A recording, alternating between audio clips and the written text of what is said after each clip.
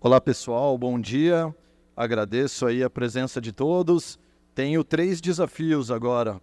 Primeiro é me adaptar a uma redução do tempo que foi solicitada, então vou falar um pouquinho mais rápido. Desculpa aí o pessoal da tradução. O segundo é vencer o desafio próximo do almoço, a barriga roncando. E o terceiro é trazer para vocês as águas invisíveis, aquele recurso que a gente não vê, mas são super importantes para a gestão, para o desenvolvimento social, para a segurança hídrica.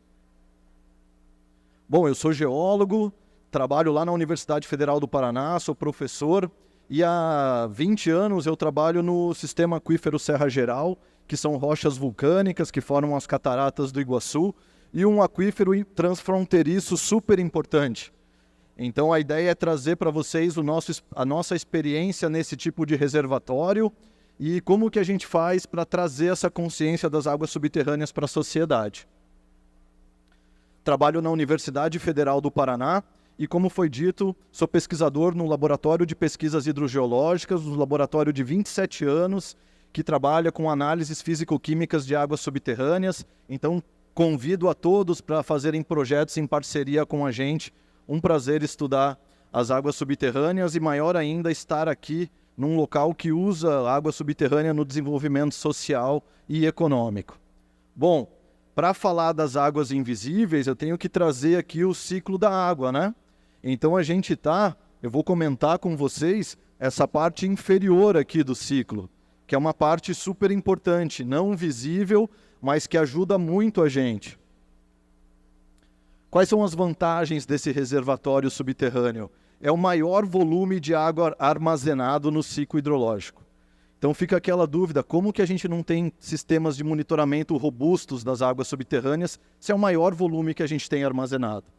As águas subterrâneas possuem maior proteção à contaminação, ou seja, tem menor vulnerabilidade quando comparado aos recursos hídricos superficiais. Quando fica sem chover 2 meses e continua saindo água nos rios, essa água é água subterrânea. Então é um momento que a gente consegue ver a água subterrânea ou quando ela volta para a superfície através das nascentes. Mas a coisa mais importante eu acho que é essa última frase aqui. As águas não são subterrâneas, elas estão subterrâneas. Porque como é um ciclo, daqui a pouco elas vão retornar para a superfície, seja pelo bombeamento dos poços, seja por nascentes, como é o belo exemplo do Parque das Nascentes que a gente tem aqui nesse local, nesse hotel. Bom, eu falei que é o maior volume armazenado, né? Mas quanto que é esse volume armazenado? Para a gente ter uma ideia, e aí eu estou tendo que correr um pouco, né? Esse volume representa 99% da água que está disponível para abastecimento, para consumo e para o desenvolvimento. 99%. Então a gente precisa educar muito a sociedade sobre o fundamental papel das águas subterrâneas, porque é o maior recurso que a gente tem para enfrentar momentos de estiagem, para promover o desenvolvimento social e o desenvolvimento econômico. Ou seja, né, parafraseando um pouco o tema desse evento, eu tenho águas subterrâneas que têm 1 milhão de anos, eu tenho águas subterrâneas sendo utilizadas aqui no presente momento, e sem dúvida nenhuma, as águas subterrâneas são essenciais para o futuro da sociedade em geral. Então, águas para o futuro, sem dúvida nenhuma, são águas subterrâneas também. Pô, estou sendo boicote. Opa! E qual que é a importância das águas subterrâneas aqui para o Brasil? Quando a gente olha esse mapa, cada pontinho azul desse é um poço tubular que está outorgado. Qual que é a tristeza? No mínimo tem o dobro de poços clandestinos. E é muito difícil fazer gestão com isso. Então eu trago para vocês aqui a imagem de Goiás, a imagem do Paraná. Vocês podem ver que as grandes cidades precisam de águas subterrâneas para o abastecimento, mas os pequenos povoados também têm nas águas subterrâneas sua solução de abastecimento, que elas não precisam de grandes sistemas de tratamento, reservatórios, nada. Então é fundamental, a gente usa muita água subterrânea aqui no Brasil. É um tesouro, sem dúvida nenhuma, que a gente tem para a sociedade. Bom, e o que acontece se a gente não monitora e extrai muita água subterrânea? Vai acontecer o que está mostrando nessa figura à esquerda aqui. Rebaixa o nível de base e acaba secando os rios. Então, é fundamental ter uma estratégia integrada de gestão. A gente não pode perfurar a água subterrânea, perfurar muitos poços, correndo o risco de, inclusive, sem gestão, secar os recursos hídricos superficiais. E, em alguns casos, dependendo da rocha que a gente tem, pode ter até o afundamento do solo. Veja aqui na Califórnia, aquela plaquinha 1925 mostra onde estava o nível do terreno quando começou a bombear bastante água na Califórnia. Então, olha a subsidência do solo que ocorreu, impressionante, né? Claro, isso não acontece sempre, vai depender do tipo da rocha, mas é outro fator geotécnico que a gente tem que estar com bastante percepção. Ou seja, temos que monitorar as águas subterrâneas. O Serviço Geológico do Brasil monitora as águas subterrâneas, é o projeto RIMAS. Só que o projeto monitora apenas os aquíferos porosos. Aquíferos porosos, né? Foi um geologuês talvez exagerado agora. Vou tentar explicar. Aquíferos porosos são aquíferos formados lá pelos grãozinhos de areia, um do ladinho do outro, e a água está entremeada entre esses grãozinhos. Outro tipo de aquífero é o aquífero fraturado. Imagina aquela tampa lá de granito na cozinha que a gente tem, ela está lá porque ela é impermeável. Então, no aquífero fraturado, eu tenho que ter fraturas na rocha para poder armazenar a água subterrânea. É bem mais difícil de fazer gestão, porque ele é muito mais heterogêneo, muito mais anisotrópico.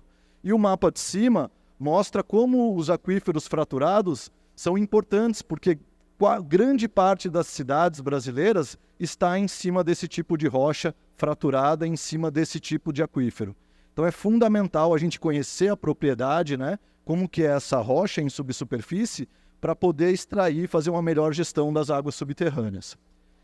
Vou trazer agora aqui para vocês, depois dessa fala conceitual, o projeto Hidrosfera, que é um projeto em parceria da Universidade Federal do Paraná com a Itaipu Binacional e o Parque Tecnológico de Itaipu, que está na sua segunda fase. A gente começou em 2018 esse projeto e o grande objetivo é entender a interação entre as águas subterrâneas e as águas superficiais. Para contextualizar vocês onde a gente está, aqui é o estado do Paraná, Curitiba está aqui. Quando eu vim para cá estava 13 graus a temperatura máxima de Curitiba. A região oeste, né? Essa é a bacia Foz do Iguaçu. Esse triângulo aqui mais escuro que vocês estão vendo é a bacia Paraná 3, que é a bacia que drena suas águas para o reservatório de Itaipu. A água subterrânea é fundamental nessa bacia. Mais de 89% para o abastecimento público, quase metade do que é utilizado para irrigação, para aquicultura. Então, usa-se muita água subterrânea nesse local.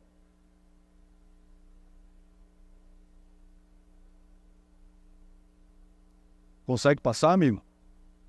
Como que funciona o nosso projeto? A gente tem um monitoramento da quantidade, um monitoramento da qualidade. Cada pontinho desse aqui é um poço.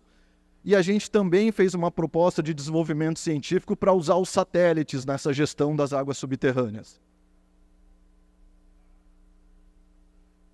Então, a primeira rede que eu vou mostrar é a rede de monitoramento hidrodinâmico, de quantidade da água. Cada pontinho amarelo desse é um poço que tem um sensor instalado e de hora em hora eu meço a profundidade do nível da água. Então vocês estão vendo aqui nessa linha preta subindo, que é um evento de recarga, choveu e a água chegou lá no meio subterrâneo, descarga e como tem essa oscilação ao longo do tempo.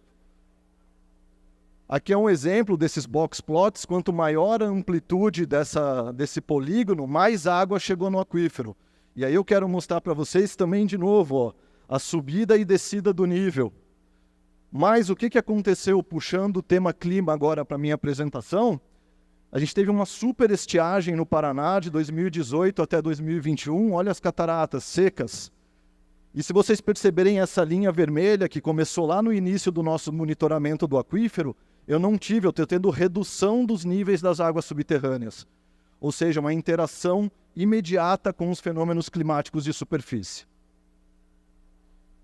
O que aconteceu com a crise hídrica? Em média, no estado do Paraná, aumentou 300% a outorga dos poços. Mas como que a gente outorga se eu não monitoro? Como que eu estou oferecendo água subterrânea se eu não sei o volume que tem? Então reside aí o grande desafio para a gestão das águas subterrâneas, ter programas de monitoramento. Falei então da rede de variação do nível, de quantidade da água, mas segurança hídrica é quantidade e qualidade. Então vamos falar um pouco das assinaturas químicas das águas. Cada pontinho desse aqui, com diferentes cores, é um tipo químico diferente de água. Predominam lá bicarbonato, cálcio, carbonato nas águas subterrâneas. O que a gente tem então? Quando o fluxo da água subterrânea é muito raso, eu tenho uma assinatura química das águas muito influenciada pelo uso do solo. Agora, fluxos mais profundos, vocês vão ver que chegam a 200, 300 metros de profundidade, aí eu tenho interação com a rocha. A água percola a rocha, altera os minerais e recebe esse quimismo, né? Então, quando eu olho uma análise química, eu estou lendo um livro por onde que essa água passou. Então, a assinatura geológica é muito bonita, mas olha o uso e ocupação do solo da bacia, predominantemente agrícola. Suinocultura, áreas urbanas, né? Então, isso aí tem algum impacto nas águas subterrâneas? Infelizmente, sim. Então, vocês estão vendo aqui o mapa de distribuição do nitrato nas águas subterrâneas. Nitrato não tem na rocha. Então, quando ele aparece, ele vem da superfície. O nitrato é um traçador de contaminação. Super importante eu falar que todos esses poços aqui são poços para o abastecimento público e que estão enquadrados, está abaixo do máximo permitido para nitrato.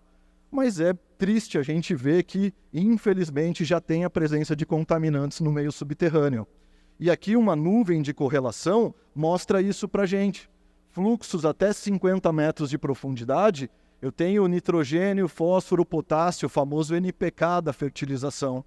Já fluxos acima de 120 metros de profundidade predominam os processos de interação água-rocha, assinatura geológica nas águas, muito pouca contaminação.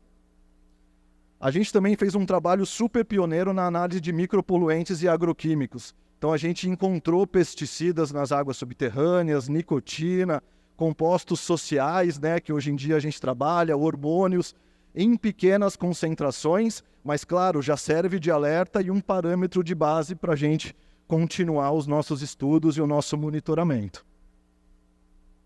Bom, falando correndo, né? Falei da rede hidrodinâmica, da rede hidroquímica e como que os satélites podem utilizar a gente. Por que usar o satélite? Porque é caro fazer o monitoramento. Então, qual que é a ideia? É verificar o quanto eu posso trazer de informação com os satélites. O que a gente fez? A gente calculou um balanço hídrico pelos satélites, lá a 400 quilômetros de altura. Eu integrei nos anos aqui, e aqui é o período que eu comecei a monitorar com o projeto Hidrosfera. Vocês podem ver, né? Verdinho acima da média, vermelho abaixo da média. Então, a gente começou a sentir os efeitos da estiagem já nesse momento. Então, nesse lado aqui, eu estou fazendo o balanço hídrico por satélites, e aqui, cada linha dessa mostra para a gente a variação do nível lá no poço. Então, uma informação a 400 quilômetros de altura e outra informação in situ, em detalhe. A gente pode ver também a grande estiagem que ocorreu no Paraná, refletindo nas águas subterrâneas. Tem um satélite que é espetacular, chama GRACE. É um satélite específico para o monitoramento das águas subterrâneas. Vocês têm que fazer uma cara de espanto, por favor, porque eu estou falando que tem um satélite a 400 metros de altura olhando embaixo da Terra. Algo que são as águas invisíveis, e ele consegue ver isso. Então, espetacular, né? E para que a gente usa esse satélite? Para validar as nossas informações. Então, a linha preta é a linha do satélite GRACE, e as linhas coloridas são a minha rede in situ de monitoramento, sensor lá dentro do poço. Tem uma excelente correlação, considerando que a análise desse satélite é um pouco grande, o pixel tem 100 quilômetros, mas ele é super aplicado às águas subterrâneas. Bom, já estou terminando. Integrando monitoramento hidrodinâmico, monitoramento hidroquímico, uso de isótopos, modelagem hidrológica, a gente entende como o aquífero funciona, faz um modelo hidrogeológico conceitual, que ainda aqui é um desenho que minha filha de 7 anos me ajudou, mas acho que dá para a gente entender. Lá em cima estão os aspectos climáticos que eu fiz o monitoramento por satélite. Eu identifiquei 2 tipos principais de rocha na bacia. E os fluxos dessa bacia, até 50 metros de profundidade, têm idades das águas subterrâneas, não sei se vocês já ouviram isso, muito recentes. E eu tenho fluxos que vão acima de 120 metros de profundidade, que as águas subterrâneas têm 19 mil anos desde que aconteceu a recarga. Então a gente tem que conhecer como funciona o aquífero para poder fazer um modelo de gestão bacana. E eu quero dizer que os fluxos mais rasos têm imediata interação com a superfície, seja pelo uso do solo, seja pelas questões climáticas.